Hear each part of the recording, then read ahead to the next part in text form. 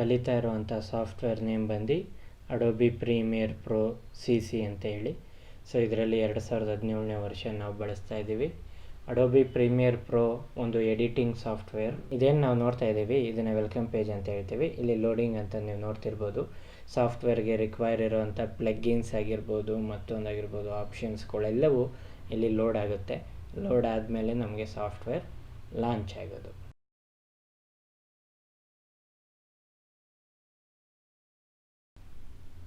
So after welcome page ನಮಗಿಲ್ಲಿ start page ಅಂತ ಹೇಳಿ ಬಂದಿದೆ. ಈ ಸ್ಟಾರ್ಟ್ ಪೇಜಲ್ಲಿ ನೀವು ಗಮನಿಸ್ಬೋದು ಇಲ್ಲೊಂದಷ್ಟು ಆಪ್ಷನ್ಸ್ಗಳಿವೆ. ಇದೆಲ್ಲ ರೀಸೆಂಟ್ಲಿ ಎಡಿಟೆಡ್ ವಿಡಿಯೋ ಎಡಿಟಿಂಗ್ ಫೈಲ್ಸ್ಗಳು. ನೀವೇನಾದರೂ ಹೊಸದಾಗಿ ಪ್ರಾಜೆಕ್ಟ್ ಸ್ಟಾರ್ಟ್ ಮಾಡ್ತಾಯಿದ್ರೆ ಇದು ಯಾವುದೂ ಆಪ್ಷನ್ಸ್ ಇರೋದಿಲ್ಲ. ಸೊ ಇದು ನ್ಯೂ ಪ್ರಾಜೆಕ್ಟ್ ನಮ್ಗೆ ಇವಾಗ ಅಗತ್ಯ ಇರೋವಂಥದ್ದು. ಸೊ ಓಪನ್ ಪ್ರಾಜೆಕ್ಟ್ ಅಂದರೆ ನಿಮಗೆ ಗೊತ್ತಿದೆ, ಈಗ ಆಲ್ರೆಡಿ ಎಡಿಟ್ ಮಾಡಿರೋವಂಥ ಸಾಫ್ಟ್ವೇರ್ನ ಓಪನ್ ಮಾಡೋದಕ್ಕೆ ನಾವು ಓಪನ್ ಪ್ರಾಜೆಕ್ಟ್ನ ಬಳಸ್ತೀವಿ.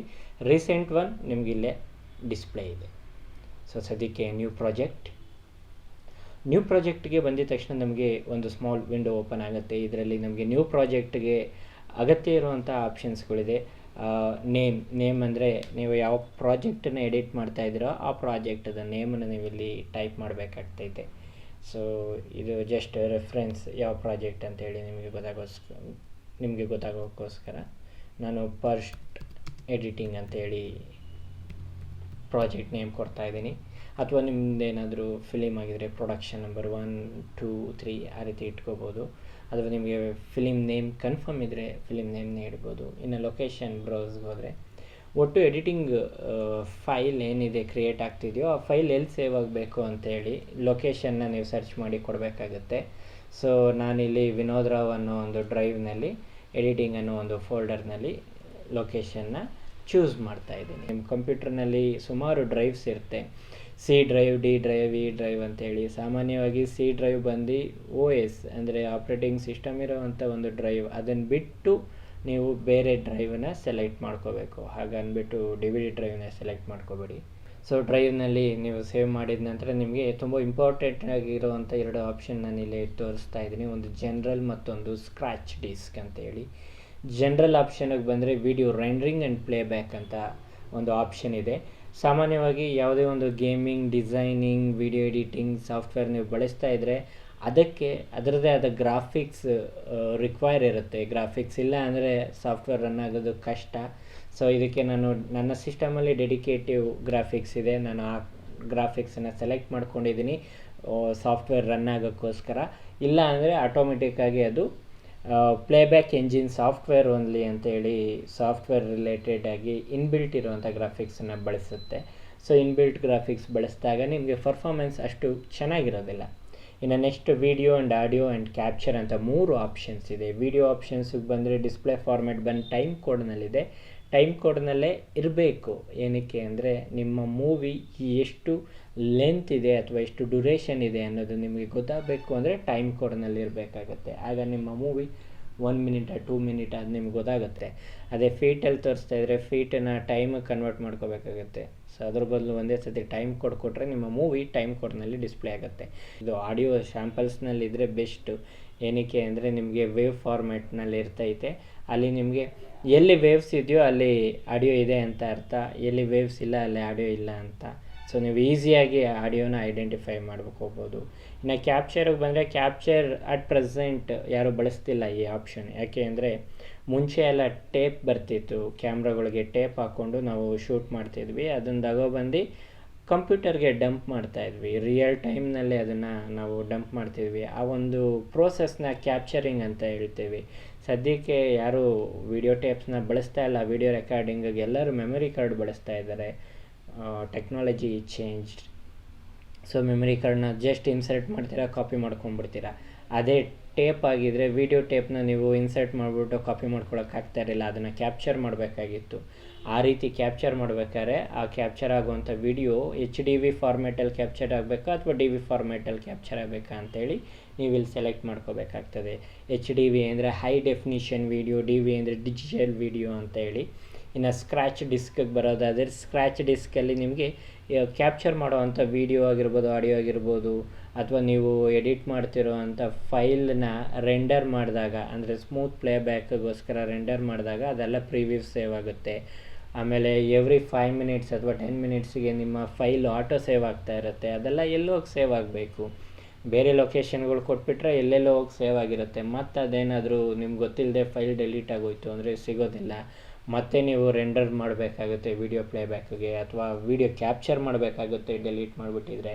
ಅದಕ್ಕೋಸ್ಕರ ಸೇಮ್ ಆಸ್ ಪ್ರಾಜೆಕ್ಟ್ ಅಂತ ಕೊಟ್ಟರೆ ನೀವೆಲ್ಲಿ ವಿಡಿಯೋ ಎಡಿಟಿಂಗು ಫೈಲ್ನ ಸೇವ್ ಮಾಡಿರ್ತೀರೋ ಅಲ್ಲೇ ಒಂದು ಫೋಲ್ಡರ್ ಓಪನ್ ಆಗಿ ಫೋಲ್ಡರಲ್ಲಿ ಎಲ್ಲ ಸೇವ್ ಆಗಿರುತ್ತೆ.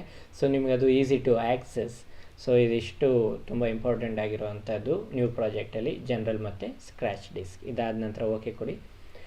ಓಕೆ ಕೊಟ್ಟಿದ ತಕ್ಷಣ ಈ ನೇಮಲ್ಲಿ ಆಲ್ರೆಡಿ ಒಂದು ಫೈಲ್ ಇದೆಯಂತೆ, ನಾನು ವಿಡಿಯೋ ಎಡಿಟಿಂಗ್ 1 ಅಂತೇಳಿ ರೀನೇಮ್ ಮಾಡಿ ಓಕೆ ಕೊಡ್ತೀನಿ. ಸೊ ಈ ರೀತಿ ಓಕೆ ಕೊಟ್ಟಿದ ತಕ್ಷಣ ನಿಮಗೆ ಸಾಫ್ಟ್ವೇರ್ ಲಾಂಚ್ ಆಗುತ್ತೆ. ಸಾಫ್ಟ್ವೇರ್ ಲಾಂಚ್ ಆಗಿದ ತಕ್ಷಣ ನಿಮಗೆ ಇಷ್ಟೊಂದೆಲ್ಲ ಆಪ್ಷನ್ಸ್ನ ನೋಡಿ ಗಡಿಬಿಡಿ ಆಗ್ತಿರಬಹುದು, ಏನಪ್ಪ ಇಷ್ಟೊಂದು ಆಪ್ಷನ್ಸ್ ಕೊಟ್ಬಿಟ್ಟಿದ್ದಾರೆ ಅಂತ. ಇದರಲ್ಲಿ ಏನು ಎದುರು ಅವಶ್ಯಕತೆ ಇಲ್ಲ.